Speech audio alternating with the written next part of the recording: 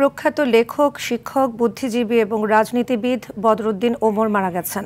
রবিবার সকাল 10টা 5 মিনিটে তিনি ইন্তেকাল করেছেন।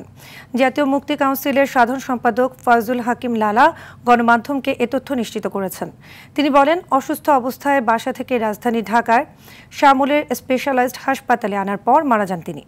সার্বক্ষণিক রাজনীতি ও লেখালেখির সঙ্গে যুক্ত হওয়ার আগে রাজশাহী বিশ্ববিদ্যালয়ের রাষ্ট্রবিজ্ঞান বিভাগের অধ্যাপক ছিলেন বদরুদ্দীন ওমর।